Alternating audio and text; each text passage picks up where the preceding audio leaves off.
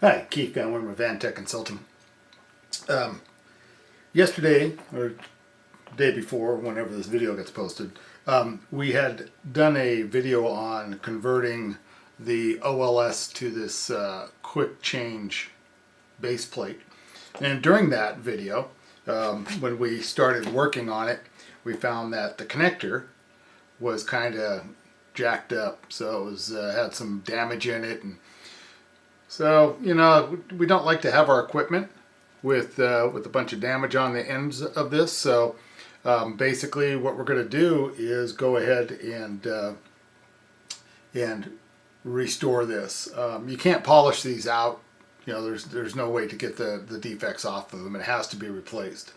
So replacing this is kind of a process. So this is a service that we do. We can replace connectors on OTDR modules, on light sources, things like that, and it kind of keeps them fresh. So I'm going to walk you through the process. This is not something to do for the faint of heart. What you need to do after you've done the replacement process and put on a new connector, what we need to do is we need to go through and test this against a few other machines just to make sure that it's within the calibration specifications. So we don't actually do any kind of NIST certifications or any calibration certifications like that, but we do go back through and compare this to 3 or 4 other machines, light sources, you know, OTDR modules. We have known lengths of fiber and spools of fiber so that we can test and make sure that the machine is within the manufacturer's specifications for tolerances. Typically, these guys are not too problematic, you know, and we're not messing with the calibration too much. So the first things that we need to do is, you know, these guys here can be a little difficult to source, these little pigtails. You also need to have a smaller shrink tube, and we're working with very short cleave lengths. Your typical cleave length on the splicer is going to be anywhere from, you know, 10 millimeter up to 16 millimeter. We're working down at a 5 millimeter cleave length, and that cleave length allows us to get the splice completely within this small shrink tube. These guys here, again, you have to source these and or make them yourself. So little things that go into this. So I've already done on this machine, I've already done an arc check on it, calibrated that out, everything's good. This end is already prepped, so what we're going to do is just go ahead and prep this end real quick. So make sure we're still in the video here. Get that out of the way. So again, we are using an Inno splicer. This is not a View. This is a View 1. It's a active clad alignment. This guy here typically pulls zeros on splices, so you know it's a pretty good machine. The reason that we use this one for doing this type of work is it's pretty compact. So you don't have a lot of room to work in here, and you know sometimes these pigtails inside are not as long, so you know we kind of have to keep everything compacted in. So we're going to go ahead and strip off this this fiber. So on the pigtail, you know, you want to leave yourself some working length. Don't cut this guy too short if you're going to attempt this.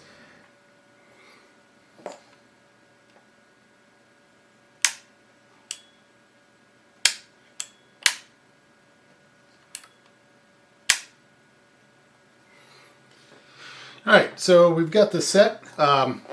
You want to watch your gaps right here between your type buffer and the V block, because remember these guys are going to be moving in and out, and if we have any kind of resistance here, you know, the fiber's going to come up, and that is going to hit that V block. That 900 is going to hit the V block, and then that's going to move, and it's just not going to work right. You're going to end up with misalignments and things like that. So again, pay attention. This is not about speed. This is about precision.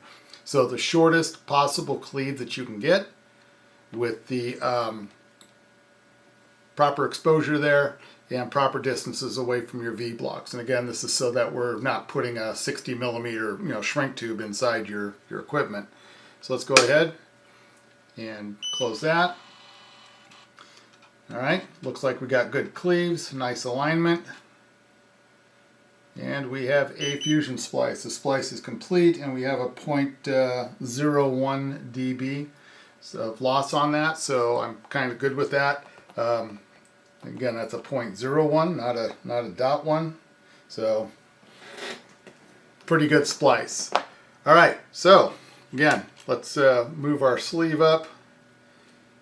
And watch your piece of equipment here as we're moving this stuff around. You don't want to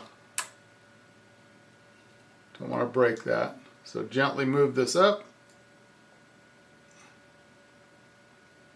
Get that as close to center as possible. Remember, we're working with a little shorter guy here, so you can set your, when you do your splicing like this, you can set up the oven and actually do custom profiles on this for your heat. So rather than doing a 60 mil or a 40 mil shrink tube, you can set it up to do a 20 mil, and it'll give you a better cook on this. So once this is done, take it out. We'll let this cool, and then put it back in the machine. Okay, so we're going to let this cool for a bit. Just set it up here on the dust cover. Let that cool down. Okay. Now once we have that, we're ready to go ahead and put it back into the machine here. All right. So that's good. You get your splicer out of the way. We're going to take our circuit board, throw that back in. So this guy here was brutalized. He's been pretty heavily used, and we did have a little crack on the side here, and the USB port, that little piece of plastic was broken. So what we've done on this is gone ahead and used some UV resin on that and fix that up so that it's not going to cause a problem. Gently get that seated in there. Alright, so again, when we're doing this, as we mentioned in the last video, you want to watch your loops here and make sure that we're not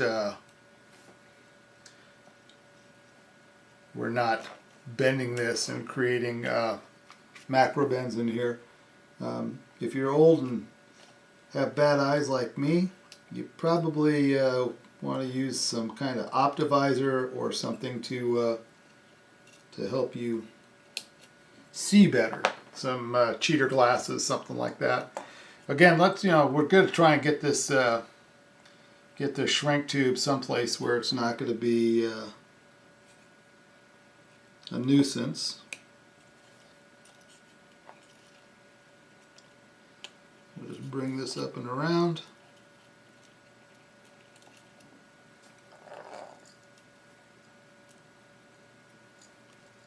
This guy here.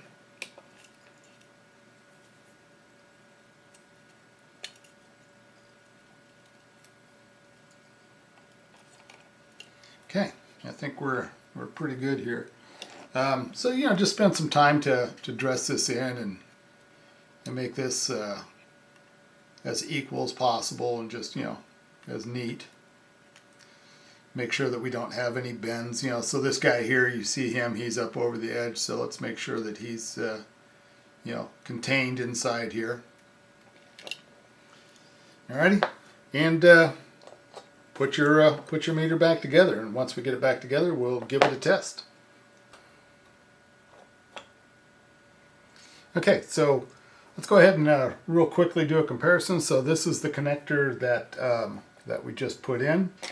Okay, so this connector here that we're going to put in is the one that we had beforehand. So as you can see, there's a lot of damage to that, and you know, we've tried cleaning and it didn't work. So that's why we replaced it.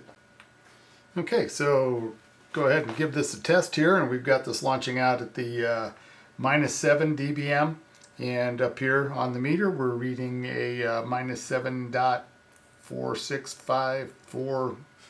So it's within spec. Again, we have our two connectors, and it's right where we would expect it to be with the fiber and stuff. So when you're testing, again, watch and make sure that, you know, you're not getting any kind of bends to, you know, to give you false readings. So make sure that your jumper's all laid out right and everything looks good. No macro bands, etc. So that's it. The one thing that I got to say though is when if you do want to do something like this and try this on your own for your company, you want to try and find a good source for your connectors. I've had problems, you know, we've ordered some of these out of China, and they come out and they're not exactly great. So again, try to find a reputable distributor in fiber, you know, Corning or, you know, FIS or whatever. But these with the little reduced boot can be a little difficult to find. So anyway, I hope this was helpful. If you're interested in our connector refresh service, give us a holler, drop us a line, you know, give us use our contact form, and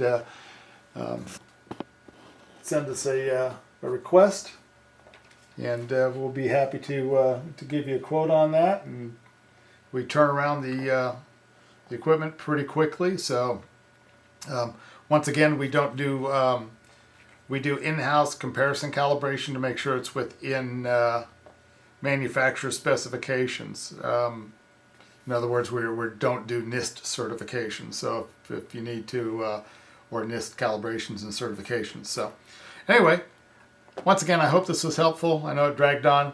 Anyway, good luck on your project if you decide to try this. If you have any questions, feel free to give us a holler, drop us a line, leave us a comment. Subscribe, like, Facebook, YouTube, all that wonderful fun stuff. You know, just do it all for us if you would. And we will catch you on the next video. All right, take care. We'll talk to you soon.